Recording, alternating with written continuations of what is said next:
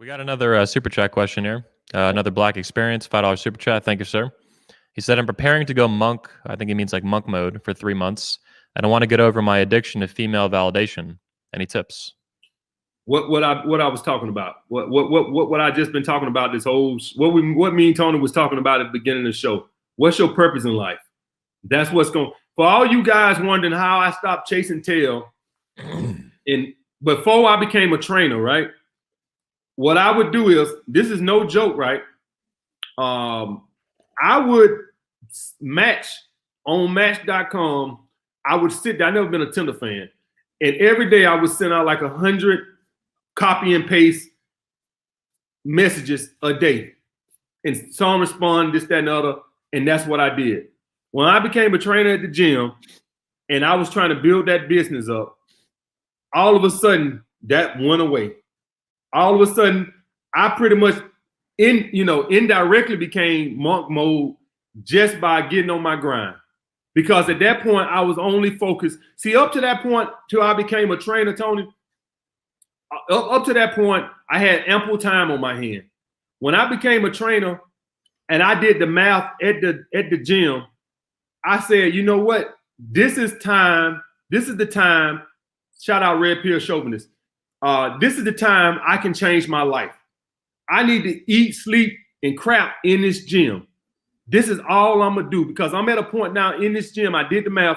I said I can make $125,000 a year.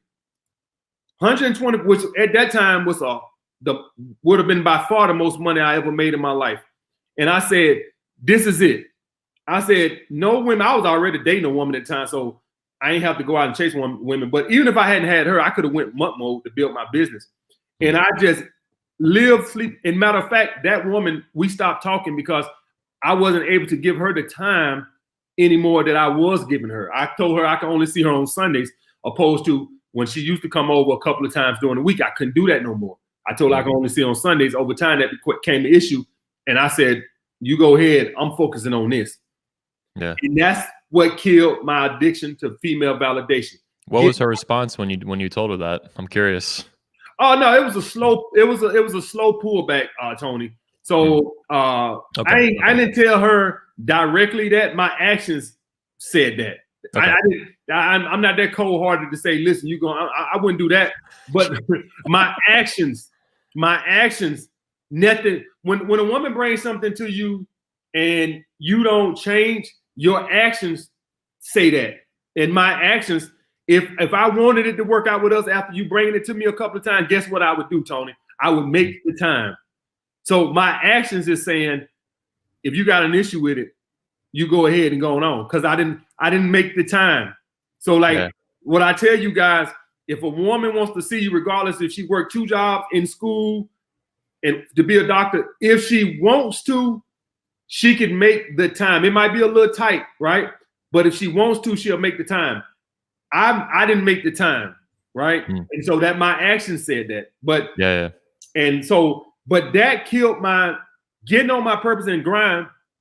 That killed my, because like I tell you guys, that time has to be filled with something. The reason why you're addicted to females like this, because you got ample free time in your schedule. So you got to fill that time some way. It is not what you're going to do. I mean, there's only so much TV you can watch. So eventually you're going to venture off into something that's not worth doing. And now yours is females. I guarantee you, if you were studying to be a surgeon in school, to be a doctor or something like that, I guarantee you wouldn't have time to think about no women. And that's the point I'm saying.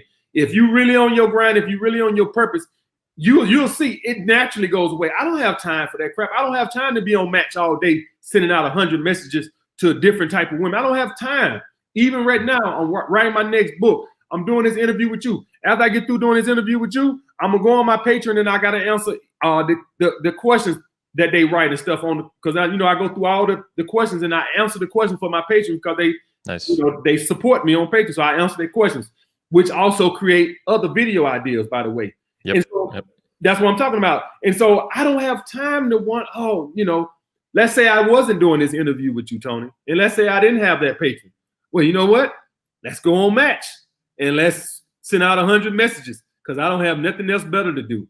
It's like a dumpster of your time. You're just throwing it away on stuff. just Yeah. running away. Or let's go to the mall and let's see if we can meet some.